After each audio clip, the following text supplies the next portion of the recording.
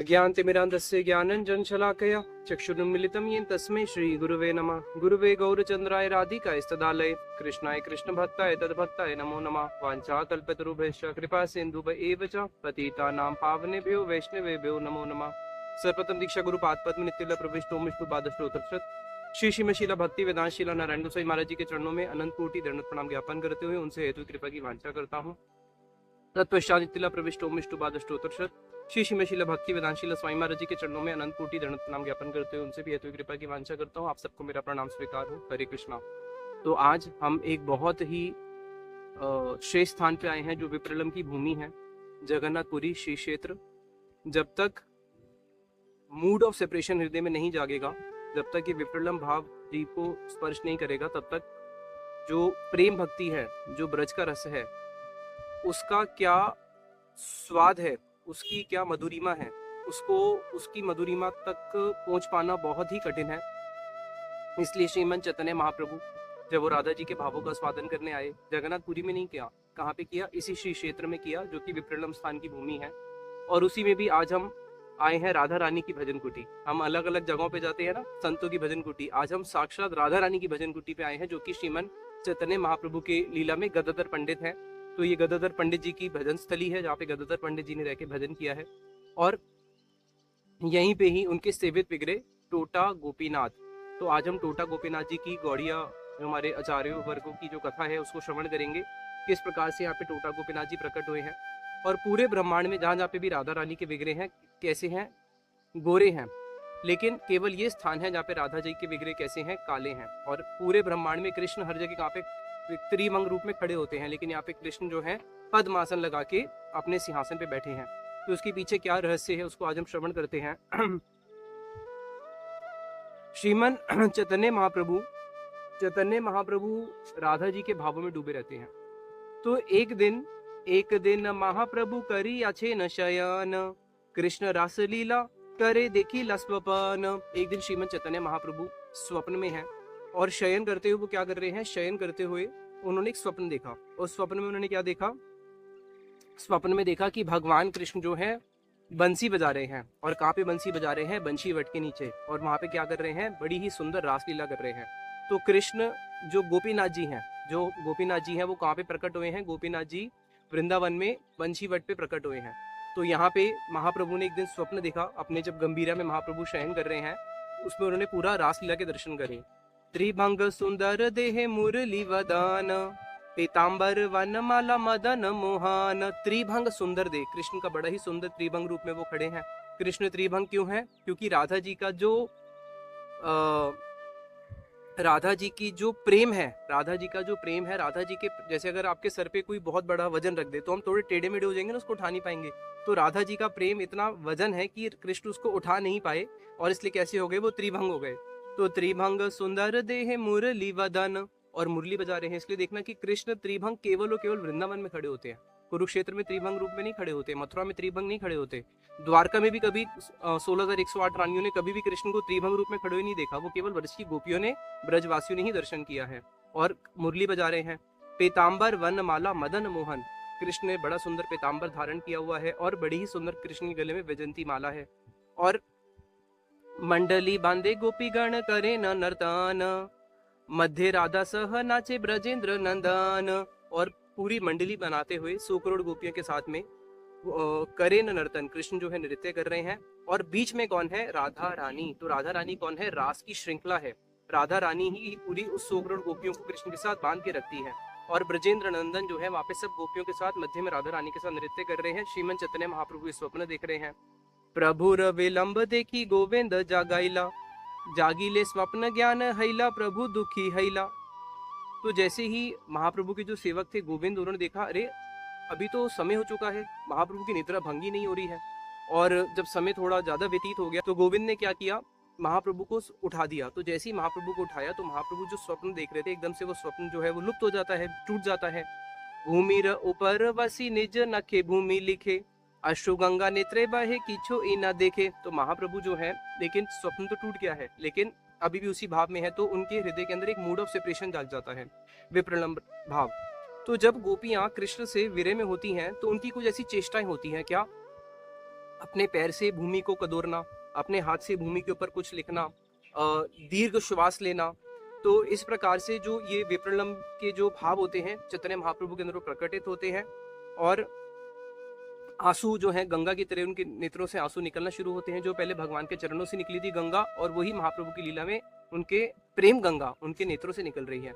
तो महाप्रभु क्या करते हैं, अपने हाथ से भूमि के ऊपर कुछ कुरेदना शुरू करते हैं।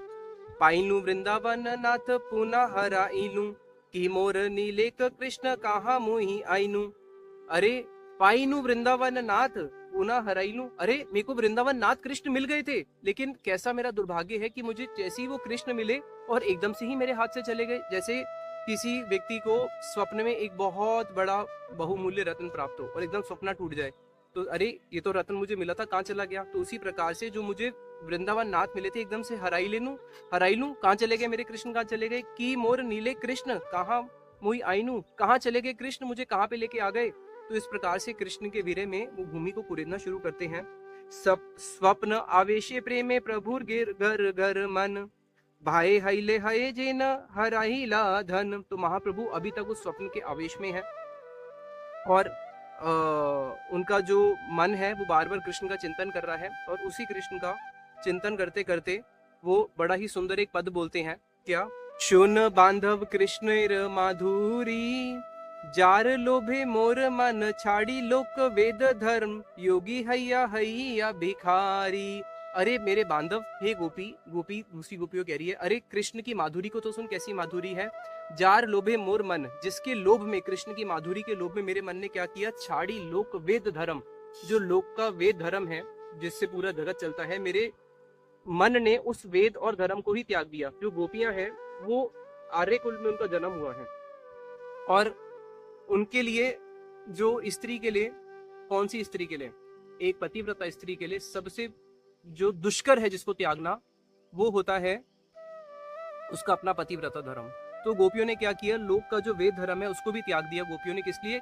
कृष्ण की माधुरी से लोभित होकर, उससे आकृष्ट होकर। योगी हैया हैया भिखारी, और योगियों की तरह अपना जीवन काटती है, भिखारी की तरह सबके पास जा जाके भीख मांगना। तो इस प्रकार से चैतन्य महाप्रभु जो हैं वहीं पे इसी स्थान पे आते हैं। तो ये जो स्थान है ये चटक पर्वत है, चटक पर्वत जिसको चैतन्य महाप्रभु जो है गिरिराज के रूप में दर्शन किया करते थे। और महाप्रभु गदाधर पंडित को बोलते हैं कि गदाधर पंडित, जो कि स्वयं राधा रानी है, कि आज मैं तुम्हें अपने हृदय की एक वस्तु देना चाहता हूँ, क्या तुम उस वस्तु को संभाल के रखोगे, तुम उस वस्तु की सेवा करोगे। तो गदाधर पंडित बड़े आनंदित होते हैं। तो महाप्रभु जो है जब उस विप्रलम इस भाव में उस भूमि को अपने हाथ से हटा रहे हैं, तो एकदम से उनको गोपीनाथ जी का चूड़ा नजर आता है, और जब भूमि हटाते हैं तो फिर साक्षात क्या निकलते हैं, गोपीनाथ जी निकलते हैं। अब ये जो गोपीनाथ जी निकले हैं इसके पीछे एक बहुत विशेष कारण है। ये जो गोपीनाथ जी भगवान चैतन्य महाप्रभु ने इनको प्रकट किया है। चैतन्य महाप्रभु कौन है? स्वयं कृष्ण, जो राधा जी के भाव में आए हैं। तो चैतन्य महाप्रभु इस जगत में किस लिए आए थे? वो महाप्रभु इस जगत में आने के 3 मुख्य कारण हैं। महाप्रभु के आने के जगत में 3 मुख्य कारण है। ये 3 उनकी इच्छाएं जो कृष्ण लीला में पूरी नहीं हुई थी। तो अपनी 3 इच्छाएं जो उनकी कृष्ण लीला में पूरी नहीं हुई थी, उसी इच्छाओं को पूरी करने के लिए उनको राधा जी के भावों को लेना पड़ा। अब जब तक कृष्ण की कोई इच्छा अधूरी रह जाएगी तो क्या राधा रानी संतुष्ट हो सकती हैं? तो राधा रानी जो है, राधा रानी भी तब तक असंतुष्ट रहेंगी जब तक कृष्ण की वो 3 वांछाएं पूरी नहीं हो सकती। और कृष्ण की वो 3 वांछाएं कौन पूरा कर सकती हैं? केवल और केवल श्रीमती राधा रानी ही पूरा कर सकती थी। तो कृष्ण राधा जी के भावों को लेते हैं और वो चैतन्य महाप्रभु बन जाते हैं। और चैतन्य महाप्रभु के रूप में आके उन्होंने क्या किया, अपनी उन 3 अधूरी इच्छाओं को, जो कि अपूर्ण इच्छा जो कृष्ण लीला में रह गई, उसको चैतन्य महाप्रभु के रूप में आके उन्होंने पूर्ण किया। अब जब वो अपनी उन 3 अपूर्ण इच्छाओं को पूर्ण कर रहे हैं महाप्रभु के रूप में, किसका भाव लेके? राधा जी के भावों का लेके। वो 3 अपूर्ण इच्छाएं क्या है? श्री राधया प्रणय महिमा कीदृशो वा अन्य एवा। अरे राधा जी की प्रेम की महिमा कैसी है, मैं राधा जी को देख के आकृष्ट होता हूँ, त्रिभुवन मेरे से आकृष्ट होता है, लेकिन मैं राधा जी को देख के आकृष्ट होता हूँ। मोर वंशी गीत आकर्षय त्रिभुवन, राधा वचन हरे अमार श्रवण। मेरी वंशी गीत से त्रिभुवन आकर्षित होता है, लेकिन राधा जी के वचनों को सुन के मैं आकर्षित हो जाता हूँ। यद्यपि मोर स्पर्श कोटि इंदु शीतल, मेरा जो स्पर्श है, कृष्ण का जो स्पर्श है, वो कोटि कोटि चंद्रमा से भी ज्यादा सुशीतल है, लेकिन राधा जी का स्पर्श कृष्ण को भी सुशीतल कर देता है। तो राधा जी का प्रेम जो है कृष्ण को आकृष्ट करता है, कृष्ण का प्रेम राधा जी को आकृष्ट करता है। लेकिन अभी प्रश्न है किसका प्रेम ज्यादा है? तो कृष्ण कह रहे हैं कि ए प्रेम द्वारे राधिकार अकेली अमार माधुर्य अस्वादे सकली। केवल इस प्रेम के द्वारा राधा जी क्या करती हैं, मेरे पूरे के पूरे माधुर्य को अकेले राधा रानी पान कर जाती हैं। कृष्ण का माधुर्य जो है वो एक अथाह सागर के समान है, जिसको भक्त लोग जो है अपने पात्र क्या है, प्रेम, जिसके पास जितना बड़ा प्रेम का पात्र है वो उतना उस माधुर्य को पान कर पाता है। तो कृष्ण के उस अमृत सिंधु को, जो उनका माधुर्य रूपी अमृत सिंधु है, उसको जो भक्त लोग पान करते हैं, किसी का पात्र इतना नहीं है कि वो कृष्ण के उसमें से पूरा ही उनका माधुर्य पान कर ले, अपने पात्रता के अनुसार कुछ थोड़ा थोड़ा पान करते हैं, लेकिन केवल राधा जी का प्रेम ऐसा है जो कृष्ण के पूरे ही पूरे माधुर्य को पान कर लेता है। तो इसलिए कृष्ण कह रहे हैं कि मैं जब कृष्ण राधा जी को देख के आकृष्ट होता हूँ, लेकिन राधा जी का ऐसा प्रेम है कि वो मुझे तो कहना ही क्या, जब वो तमाल वृक्ष को देखती है, तमाल वृक्ष को देख के जो उनका कृष्ण में अभिनिवेश होता है, तमाल वृक्ष को देख के जब राधा जी उसको आलिंगन करने के लिए भागती है, मैं तो राधा जी को देख के वैसा भाव उदय तो मेरे अंदर भी नहीं होता राधा जी को देख के, जो राधा जी का कृष्ण को नहीं केवल तमाल वृक्ष को देख के हो रहा है। फिर कृष्ण देखते हैं कि अरे मेरी बंसी गीत का तो कहना ही क्या, यहाँ तक कि जो बांस होती है, बांस को जो स्पर्श करते हुए जो हवा निकलती है जिसमें से हु ऐसी आवाजें आती है, उसको सुन के भी राधा जी इतनी तदात्म हो जाती है कृष्ण के प्रति और एकदम से इस भाव में डूब जाती है कि वो कृष्ण की वंशी ध्वनि है।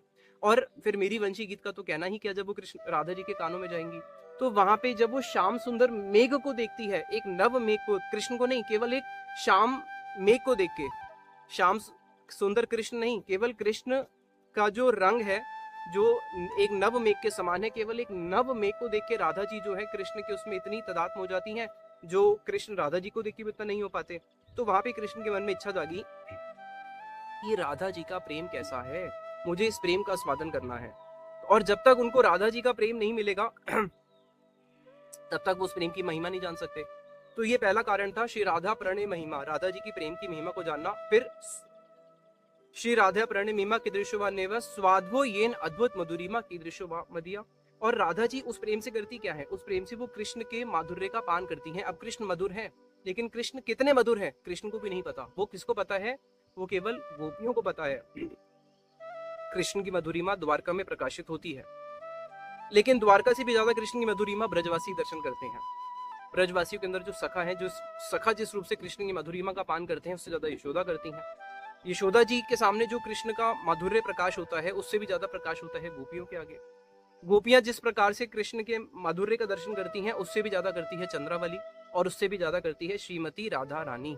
तो राधा रानी के उस प्रेम को प्राप्त करके, कृष्ण जब राधा जी के उस प्रेम को प्राप्त कर लेंगे, तब जाके वो देख सकते हैं कि मेरे अंदर क्या मधुरिमा है। अपनी ही मधुरिमा का स्वाद करने के लिए उनको राधा जी का प्रेम, राधा जी का भाव चाहिए। तो राधा जी के भावों को लेके कृष्ण क्या करते हैं, अपनी ही मधुरिमा का पान करते हैं, और उससे क्या स्वाद होता है। तो ये तीन उनकी अपूर्ण इच्छाएं थी, जो राधा जी के प्रेम को लेके जब वो राधा जी के भाव में आए हैं, काले कृष्ण गोरे कृष्ण बन जाते हैं, वो है चैतन्य महाप्रभु, और उन्होंने उस भाव का स्वादन किया। अभी प्रश्न है कि जब आप किसी के पास पीएचडी करने के लिए जाते हो, आपकी पीएचडी पूरी कब होती है? आपकी पीएचडी पूरी होती है जब आप थीसिस जमा करते हो। तो श्रीमंत चैतन्य महाप्रभु ने ये दिखाने के लिए कि देखो आज मैं तुम्हारे जिन भावों का स्वादन करने के लिए आया हूँ कि वो पूरे हुए हैं नहीं हुए। तो अब राधा जी के हृदय में जो कृष्ण के दर्शन है, राधा जी जिस प्रकार से कृष्ण के दर्शन करती हैं, तो श्रीमंत चैतन्य महाप्रभु वो तो कृष्ण ही है, लेकिन वो राधा जी के भाव में है। इसलिए वो दिन रात क्या कर रहे हैं, हा कृष्ण हा कृष्ण हा कृष्ण, हा राधे नहीं कर रहे, हा कृष्ण कर रहे हैं। क्यों? क्योंकि वो राधा जी के भाव में है और वो कृष्ण का अन्वेषण कर रहे हैं कि कृष्ण कहाँ है, कृष्ण कहाँ है। और जगन्नाथपुरी में जगन्नाथ जी क्या कर रहे हैं, जगन्नाथ जी कृष्ण है, वो राधा जी के वीरे में है। और इसलिए वो क्या कर रहे हैं, बड़ी बड़ी आंखों से मेरी राधा कहाँ है, मेरी राधा कहाँ है, मेरी राधा कहाँ है। तो कृष्ण राधा जी के वीरे में है, राधा जी कृष्ण के वीरे में है। चैतन्य महाप्रभु स्वयं कृष्ण है, लेकिन राधा जी के भाव लेके आए हैं, इसलिए वो कृष्ण के वीरे में है। तो जब वो जगन्नाथपुरी में आते हैं, जगन्नाथ जी के सामने जाते हैं, तो ये है राधा विदुरा, वो है कृष्ण विदुरा। कृष्ण विदुरा कौन है? श्रीमंत चैतन्य महाप्रभु, वो कृष्ण विदुरा है, कृष्ण के वीरे में है। जगन्नाथ जी कौन है? राधा विदुरा, वो राधा जी के वीरे में है। और दोनों जब एक दूसरे के आमने सामने जाते हैं तो दोनों का मिलन होता है। तो यही कृष्ण जो है दिखाने के लिए कि क्या मैं तुम्हारे भावों का स्वादन कर पाया।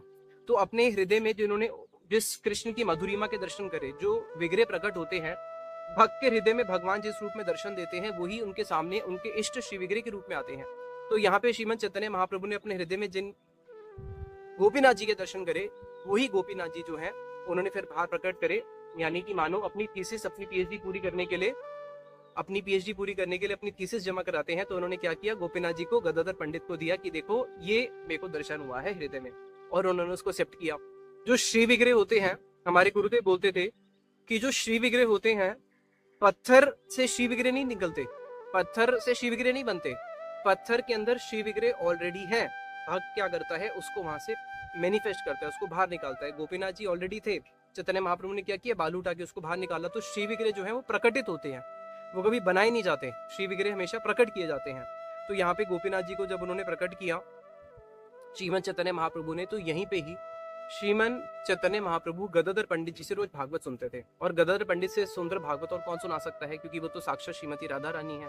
जब उन्हीं के प्रिय शुक ने भागवत को सुनाया तो बोलते हैं शुक मुखाद अमृत द्रव संयुतम। भागवत जो है वो अमृत तो था, लेकिन वो अमृत जब शुक के मुख से निकला तो वो अमृत जो है, अमृत की और महिमा बढ़ गई। तो इसलिए जो शुकदेव गोस्वामी की भी जो गुरु है, जो श्रीमती राधा रानी है, जो कृष्ण की भी गुरु है, तो यहाँ पे श्रीमती राधा रानी गदाधर पंडित नित्य प्रति चैतन्य महाप्रभु को भागवत सुनाया करती थी। अब जिस कृष्ण के दर्शन श्रीमद चैतन्य महाप्रभु ने करे हैं गोपीनाथ जी के, ये उन्होंने किसके नेत्रों से करे हैं, गदाधर पंडित जी के नेत्रों से करे हैं। उनकी भागवत सुन के उनके हृदय में ये रूप प्रकट हुआ है। तो ये जो टोटा गोपीनाथ जी हैं, अब ये बैठे क्यों हैं, इसके पीछे 3 कारण है। तो सबसे पहला कारण जो कि प्राय प्रचलन में है कि गदाधर पंडित वृद्ध हो गए थे, उनसे सेवा नहीं होती थी, इसलिए उनको बैठना पड़ा। इसको हमारे गुरुदेव रिजेक्ट करते थे। क्यों? क्योंकि गदाधर पंडित जो है बूढ़े कैसे हो सकते हैं, 48 साल की उम्र में श्रीमद चैतन्य महाप्रभु जगत से गए थे। और गदाधर पंडित और श्रीमद चैतन्य महाप्रभु जो है दोनों समवयस्क थे, तो इसलिए ये तो प्रश्न नहीं आता कि वो बूढ़े हो गए थे। तो जो 3 कारण आते हैं उसमें से प्रथम, द्वितीय, तृतीय, एक से बढ़कर एक है। तो पहला कारण जो गुरुदेव बताते थे, जब श्रीमद चैतन्य महाप्रभु चले गए तो चैतन्य महाप्रभु के जाने के बाद गदाधर पंडित जो है बहुत वीरे में रहते थे। तो बहुत ज्यादा वीरे में रहने के कारण, जिस प्रकार से राधा जी जब बहुत वीरे में रहती हैं तो उनका वीरे में उनकी कैसी स्थिति होती है, वीरे के अंदर जो है राधा जी जो है दिन रात केवल कृष्ण का विलाप करते हुए रोती रहती हैं, भूमि पे ही लेटी रहती हैं, शरीर में किसी प्रकार का बल नहीं रहता। उसी प्रकार से गदाधर पंडित जो है बहुत वीरे वाली स्थिति थी उनकी, दिन रात जो है वो चैतन्य महाप्रभु के वीरे में रहते थे। तो शरीर में ज्यादा बल नहीं होने के कारण गोपीनाथ जी के विग्रह भी बड़े थे, लंबे थे, तो माला पहनाने उसमें उनको थोड़ा दिक्कत होती थी। तो इसलिए ताकि उनको सेवा में दिक्कत ना हो, राधा जी को सेवा में कष्ट ना सहन करना पड़े, तो इसलिए गोपीनाथ जी बैठ गए ताकि वो आराम से सेवा कर पाए। एक कारण तो ये है। दूसरा कारण क्या है? दूसरा कारण है कि यहाँ पे श्रीमद चैतन्य महाप्रभु रोज गदाधर पंडित जी से भागवत कथा श्रवण करते थे। अब जब श्रीमद चैतन्य महाप्रभु चले गए तो चैतन्य महाप्रभु के जाने के बाद गदाधर पंडित जी ने भागवत कथा भी करनी बंद कर दिया। भागवत सुनेगा कौन? तो गोपीनाथ जी ने बोला, अरे अब तुम भागवत क्यों नहीं करते? बोले किसके लिए करूं? श्रीमद चैतन्य महाप्रभु तो हमें छोड़ के चले गए अपने वीरे रूपी सागर के अंदर, हम सबको डुबो के पूरे के पूरे गौड़िया भक्तों को महाप्रभु तो चले गए, भागवत किसके लिए करनी है? तो गोपीनाथ जी बोले, क्यों, मैं भागवत नहीं सुनता था क्या? तुम्हें लगता है कि केवल भागवत चैतन्य महाप्रभु सुनते थे? मैं भी तो साथ में बैठ के भागवत सुनता ही था। तो फिर आज कई दिनों के बाद गदाधर पंडित जी ने अपने भागवत ग्रंथ लिया और वो बैठे गोपीनाथ जी को भागवत सुनाने के लिए। इसलिए हमारे जितने भी मंदिर होते हैं, मंदिर में ठाकुर जी को आप दिन में 6 बारी भोग लगाओ, 4 बारी आरती करो, 3 बारी उनके वस्त्र बदलो, लेकिन जब तक उनको भागवत नहीं सुनाई जाती भगवान की सेवा पूरी नहीं मानी जाती है। इसलिए जिनके भी घर में लड्डू गोपाल हैं या ठाकुर जी हैं, वो और कोई सेवा करे ना करें, लेकिन ये सेवा कर देंगे तो भगवान प्रसन्न हो जाएंगे, रोज बैठ के उनको कथा सुनाना। तो वहां पे क्योंकि सबसे भगवान को अपनी कथा बहुत प्रिय है, तो गदाधर पंडित जी भागवत सुनाने के लिए जैसे ही अपना ग्रंथ लेके बैठते हैं, तो प्रश्न है कि जब कोई व्यास आसन में बैठेगा कथा सुनाने के लिए, तो जो श्रोता है वो खड़े होकर सुनेगा, श्रोता भी तो बैठ जाएगा उनको सम्मान देने के लिए। तो वहां पे गोपीनाथ जी बड़े ही प्रेम से बैठ जाते हैं भागवत सुनने के लिए, क्योंकि भागवत में क्या है, भागवत में पूरी की पूरी भागवत, हमारे गुरुदेव बोलते थे कि पूरी की पूरी भागवत जो है वो राधा जी के भाव है, कि राधा जी का प्रेम है कृष्ण के प्रति, उसको सुनने के लिए तो गोपीनाथ जी हमेशा ललायित रहते हैं। तो गोपीनाथ जी बड़े प्रेम से बैठ जाते हैं कि आज मैं क्या करूंगा, भागवत कथा सुनूंगा। किनसे? साक्षात राधा रानी गदाधर पंडित जी से। ये था दूसरा कारण। तीसरा मुख्य कारण, जब रास के समय जब गोपियां आई हैं, रास के समय जब गोपियां आई, अर्धरात्रि का समय था, और उसी समय जब गोपियां कृष्ण के सामने आती हैं कृष्ण की बंशी ध्वनि को सुन के, और उस समय कृष्ण जो है गोपियों के साथ कुछ उपेक्षामय वचन बोलते हैं। अरे तुम अर्धरात्रि के समय आई हो, वन की शोभा देखने आई हो। पहली बात तो अर्धरात्रि के समय एक स्त्री को नहीं आना चाहिए, और दूसरी बात, अर्धरात्रि के समय अगर तुम आ भी गई हो तो सोचो तुम्हारे घर वाले पीछे कितना चिंतित कर रहे होंगे, यहाँ पे कितने हिंसक पशु हैं, से तुम वापस घर लौट जाओ। और वहां पे जब ऐसी उपेक्षा में वचनों को बोला तो जो गोपियां जो है, गोपियों का जो हृदय है वो टूट जाता है। तो वहां पे उसके बाद गोपियां जो है कृष्ण के साथ कथोपकथन होता है बड़ा ही सुंदर। फिर कृष्ण जो है गोपियों के साथ रास करते हैं। अब जैसे ही रास आरंभ होता है, आरंभ होने के साथ साथ ही गोपियों के अंदर सौभाग्य मत आ जाता है कि अरे हम कितनी सौभाग्यवती हैं कि कृष्ण हमारे साथ नृत्य कर रहे हैं बाकी सब गोपियों को छोड़ के। क्योंकि 100 करोड़ गोपियां सब ये देख रही है कि कृष्ण केवल मेरे साथ नृत्य कर रहे हैं। कोई गोपी ये नहीं देख पा रही थी कि कृष्ण जो है हर गोपी के साथ ही नृत्य कर रहे हैं। केवल राधा जी ने ही कृष्ण का छल पकड़ लिया था, इसलिए राधा जी कृष्ण रासलीला को छोड़कर अंतर ध्यान हो जाती है। राधा जी के अंदर हो जाता है मान और बाकी गोपियों में हो जाता है सौभाग्य मद कि हम कितनी सौभाग्यशाली हैं। तो कृष्ण देखते हैं अरे अब तो रास कैसे होगा। दो कारण है जो रास नहीं हो सकता। पहला कारण, तुहु बिना कहाँ रास रे, तुहु लागी मोर ब्रजवास रे, कि राधा जी के बिना तो रास हो ही नहीं सकता। दूसरा कारण कि गोपियों के अंदर सौभाग्य मद आ गया है, तो भगवान कभी भी भक्तों के अंदर सौभाग्य का मद सहन नहीं कर सकते, तो मेरे को उनके सौभाग्य मत को तोड़ना पड़ेगा। उस समय गोपियों ने कृष्ण के विरह में बड़ा ही सुंदर गीत गाया है जो भागवत में, जिसका नाम है गोपी गीत। तो गोपी गीत जो है गोपियों ने कृष्ण के विरह में गाया है। तो कृष्ण के विरह में जब गोपियां गोपी गीत गा रही है, उस समय वो कृष्ण की विरह में गोपी गीत गाते गाते वो कृष्ण में इतनी तादाद हो जाती है जिसके अंदर वो कृष्ण की तरह, कृष्ण चेष्टितम, जिसके अंदर वो कृष्ण की तरह चेष्टा करना शुरू कर देती हैं, अपने आप को ही कृष्ण मान बैठती हैं। कोई पूतना बन जाती है और कोई कृष्ण की तरह पूतना वध लीला करती हैं, तो कोई गैया बन जाती है तो कोई गैया चरण लीला कृष्ण की तरह करती है, जिसमें गोपियां करती है ती वेणुरवम राजन सर्वभूत मनोहरम श्रुत्वा ब्रज स्त्रिया सर्वामंतो भीरे भीरे तद वर्णायुतुम आरब्धा स्मरणतयम कृष्ण चेष्टितम नश्कन विक्षेप मनसो नृप।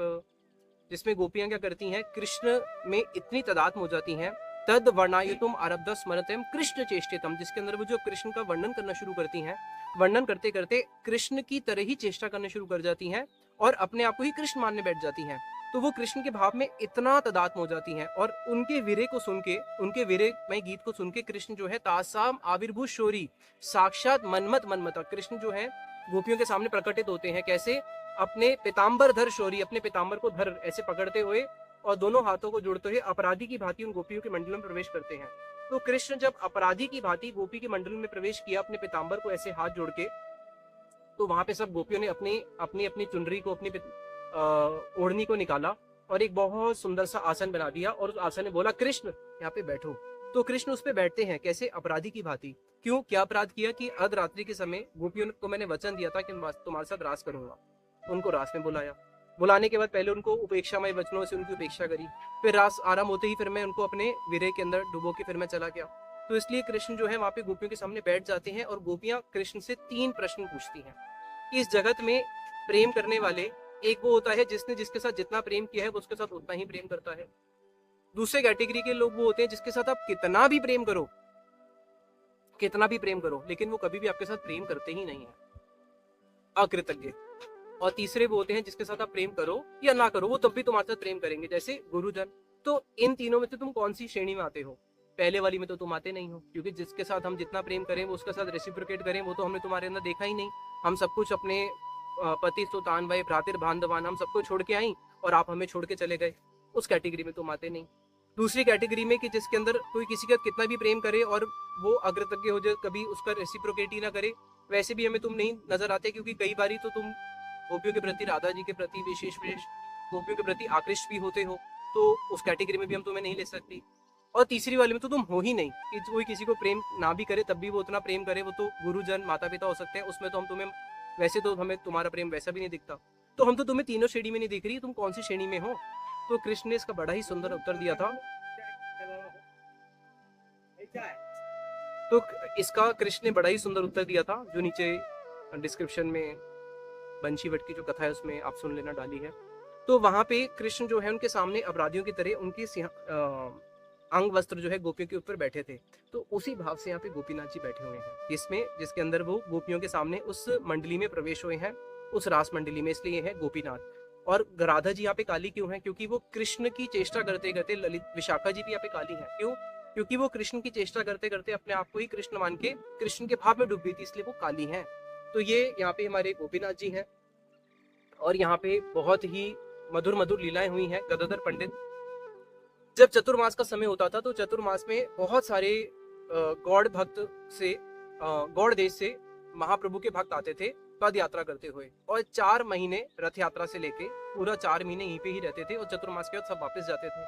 तो जब अब 4 महीने के बाद सब लोग वापस जाएंगे तो किसी का मन तो होता नहीं था, लेकिन महाप्रभु किसी को रुकने भी नहीं देंगे, सबको वापस जाना पड़ेगा अपने नवद्वीप गौड़ देश में, जहाँ पे सब जहाँ से आए हैं, श्रीखंड से आया है, कोई कहाँ से आया है।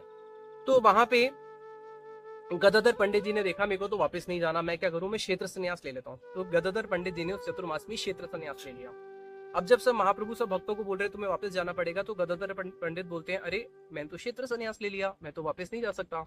तो चैतन्य महाप्रभु जो है सन्यासी थे और वो सन्यास की मर्यादा को अच्छे से जानते हैं और कभी भी शास्त्रों का उल्लंघन महाप्रभु स्वीकार नहीं कर सकते। तो इसलिए महाप्रभु ने गदाधर पंडित को तो आज्ञा दे दी कि वो यहाँ पे रह सकते हैं, इसलिए गदाधर पंडित यहीं पे ही रह गए। और फिर बाद में गदाधर पंडित जी को गोपीनाथ जी की सेवा भी मिली। अब कुछ वर्षों के बाद श्रीमद चैतन्य महाप्रभु जब वृंदावन जाएंगे, तो महाप्रभु ने जब वृंदावन जाने का संकल्प किया तो गदाधर पंडित जो है उन्होंने क्षेत्र संन्यास क्यों लिया था? उन्होंने क्षेत्र संन्यास गोपीनाथ जी की सेवा के लिए तो लिया नहीं था, उन्होंने क्षेत्र संन्यास लिया था चैतन्य महाप्रभु के संग में रहने के लिए। अब जब उनको पता चला कि चैतन्य महाप्रभु जा रहे हैं वृंदावन, अब गदाधर पंडित क्या करेंगे?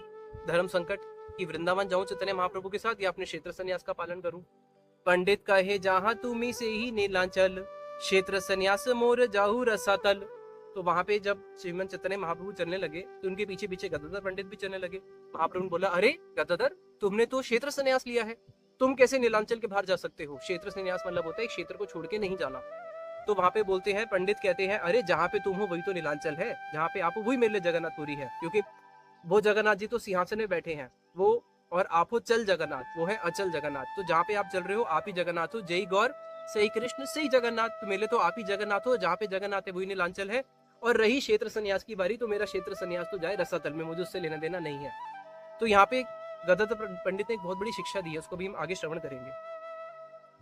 तो प्रभु कहे यहाँ कर गोपीनाथ सेवन, पंडित कहे कोटि सेवा त्वत पाद दर्शन। अरे तुम ऐसे गोपीनाथ जी की सेवा करोगे? मैंने तुम्हें गोपीनाथ जी की सेवा का दायित्व दिया है, और अगर तुम मेरे साथ चले जाओगे, पीछे गोपीनाथ जी की सेवा कौन करेगा? कौन उनको भोग लगाएगा? कौन उनको शयन कराएगा? कौन उनको सुबह मंगला में उठाएगा? कौन उनको आरती सुनाएगा? तो ऐसे कैसे सेवा होगी? तो गदाधर पंडित बोलते हैं अरे आपके चरणों के दर्शन करने से ही मेरी कोटि कोटि सेवा हो जाएगी गोपीनाथ जी के चरणों में, इसलिए मैं तो आपके साथ ही जाऊंगा।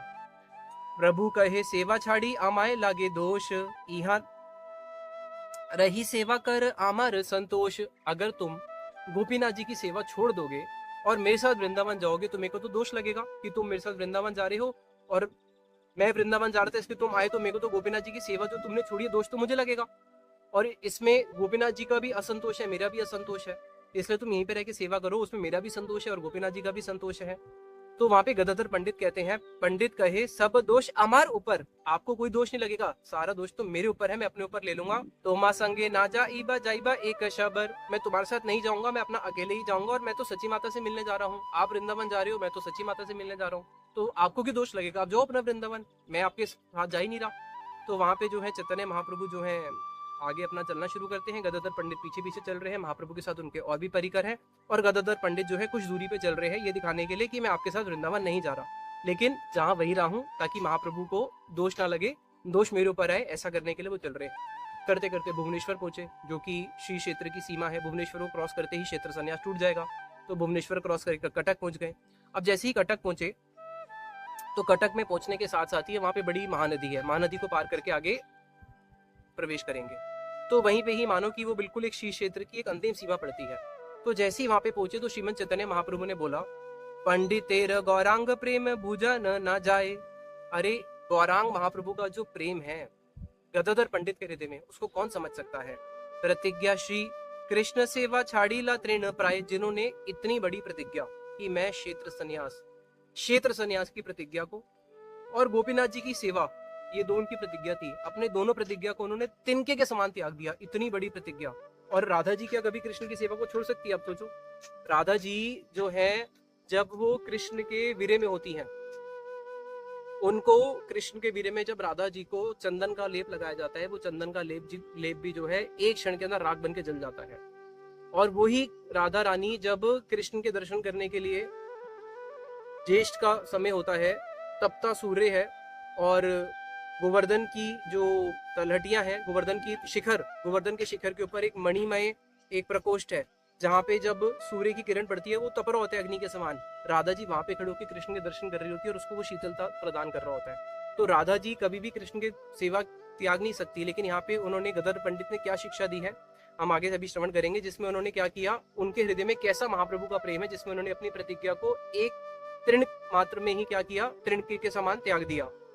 फिर ताहार चरित्र प्रभु अंतर संतुष्ट, महासंतोष, महाप्रभु जो है बाहरी रूप से तो उनके प्रति क्या कर रहे हैं, प्रणय रूप कर रहे हैं, लेकिन अंदर से महाप्रभु गदाधर पंडित जी के प्रति बड़ा संतोष था।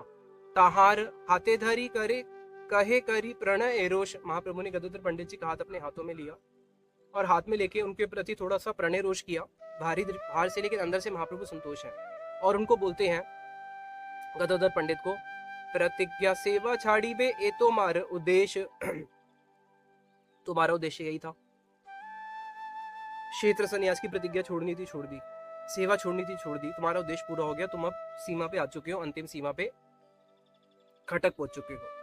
से धाइवे छाड़ी दिला दूर देश, अब तुम तो पूरी से दूर आ गए, कटक तक आ गए, तो वो तुम्हारी चीजें दोनों सिद्ध हो गई, सेवा भी छूट गई और क्षेत्र संन्यास भी छोड़ दिया। अब तुम्हारी जो चाह है, अमार संगे रहीते चाहा, जो तुम्हारी चाह है कि तुम मेरे साथ रहना चाहते हो, वांछा निज सुख, इसमें तो तुम्हारा अपना सुख है कि तुम मेरे साथ रहना चाहते हो, तुम्हार दुई धर्म जाए अमार है दुख, और इससे तुम्हारे दोनों धर्म जा रहे हैं, क्षेत्र संन्यास भी जाता है और गोपीनाथ जी की सेवा भी जाती है, और इससे मुझे दुख होता है, इसलिए मोर सुख चाह यदि नीलांचल चल, अगर मेरा सुख चाहते हो वापस जाओ नीलांचल की ओर, अमार शपथ यदि आर किछु बल, और महाप्रभु ने इससे पहले कि वो कुछ बोल पाए उनको अपनी शपथ पे बंद कर दिया, अपनी शपथ दे दी, अब तो वो कुछ बोल नहीं सकते, शपथ दे दी। तो फिर वहां पे क्या होता है, इतना ही बोल के श्रीमंत चैतन्य महाप्रभु नाव में बैठ जाते हैं उस पार जाने के लिए, और जैसे ही चैतन्य महाप्रभु नाव में बैठते हैं वैसे ही गदाधर पंडित जो है महाप्रभु के वीरे में वहीं पे मूर्छित हो जाते हैं। उसके बाद फिर सार्वभौम भट्टाचार्य जो है वो गदाधर पंडित जी को लेके समझा के वापस जगन्नाथपुरी में लेके आते हैं। जिस प्रकार से भीष्म पितामह की प्रतिज्ञा थी कि मैं कृष्ण को अस्त्र उठाऊंगा, और कृष्ण की भी प्रतिज्ञा थी कि मैं अस्त्र नहीं उठाऊंगा, तो महाप्रभु ने कृष्ण भगवान ने क्या किया था, अपनी प्रतिज्ञा तोड़ दी थी उनकी प्रतिज्ञा की रक्षा के लिए।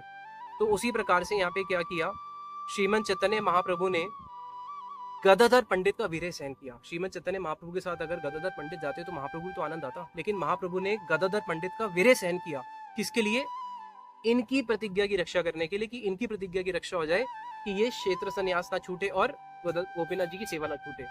अब वो कटक तक क्यों गए, उसके पीछे दो कारण है। पहला कारण, रूप गोस्वामी जी अपने उपदेशामृत में बताते हैं 6 चीजें जो भक्ति में बाधक है, उसमें से एक है नियम क्षमा। नियम क्षमा है कि कई बार हम ऐसे नियम में बंध जाते हैं कि उस नियम में बनने के कारण हम भक्ति से ही च्युत हो जाते हैं।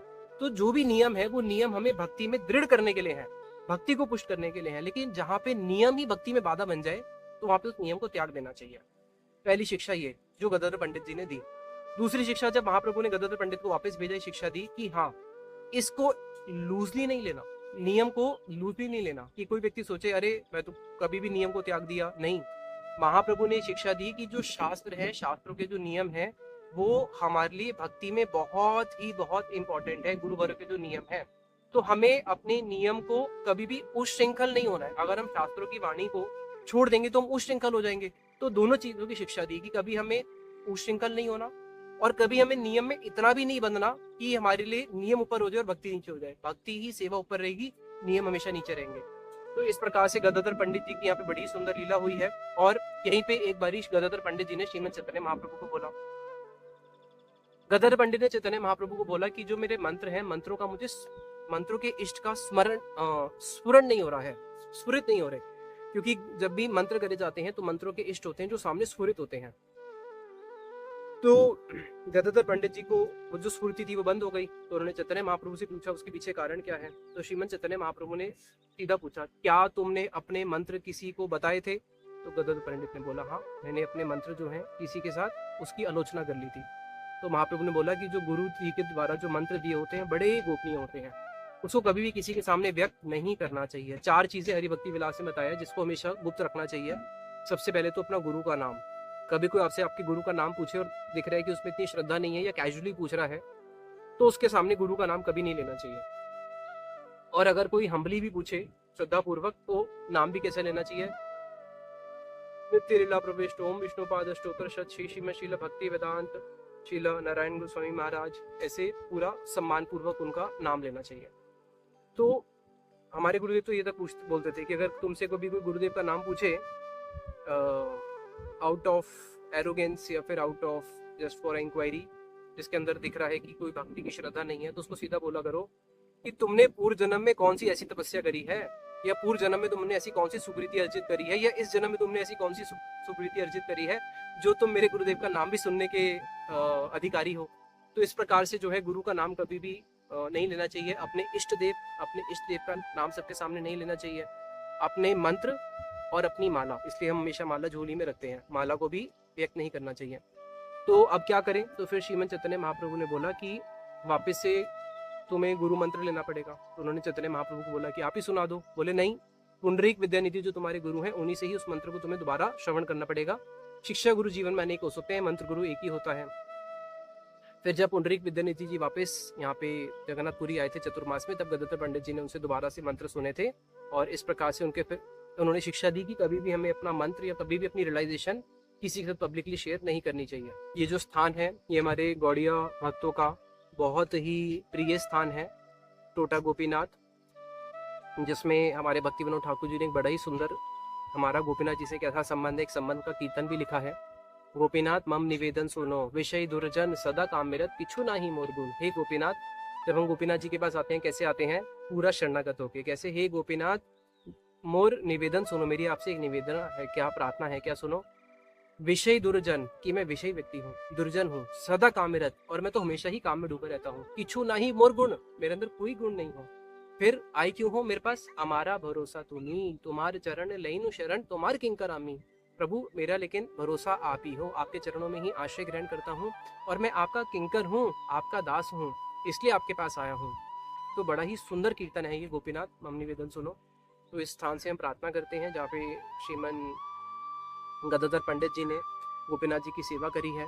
और इस विप्रलम का क्षेत्र पास में ही जो है सागर है, जिस सागर को हमारे शीला गौर गोविंद महाराज जी बोलते थे कि जो सागर है, ये सागर क्या है? जिसमें से जगन्नाथ जी प्रकटित हुए हैं। जगन्नाथ जी दारू ब्रह्म है, तो दारू ब्रह्म के रूप में जब यहाँ पे प्रकटित हुए हैं तो लकड़ी पानी के ऊपर तैरती है। वो बोलते थे नहीं, कृष्ण जो है वो राधा जी के भाव रूपी सागर के ऊपर तैर रहे हैं।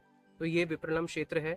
हम ये प्रार्थना करते हैं स्थान से कि हमारे हृदय में कृष्ण के प्रति, ब्रजवासियों के प्रति, राधा जी के प्रति, गोपियों के प्रति किंचित मात्र भी विरह हमारे हृदय को टच कर जाए, जिसमें हम लोग भी उनका स्मरण करके दिन रात क्रंदन कर सकें। वही हमारी संपत्ति है, यही भक्तों की संपत्ति है, जिसको श्रीमद चैतन्य महाप्रभु ने शिक्षाष्टक में भी बोला है कि भक्तों की संपत्ति क्या है कि नैनम गलद अश्रुधार्या वदनम गदगद हृदय गिरा पुलके निचितम वपु कदा तब नाम ग्रहणे भविष्यति। इसी महाप्रभु की प्रार्थना के साथ इस स्थान को पुनः पुनः प्रणाम करते हुए वे वाणी को विश्राम देते हैं। निताई गौर प्रेमानंदे हरि हरि बोल।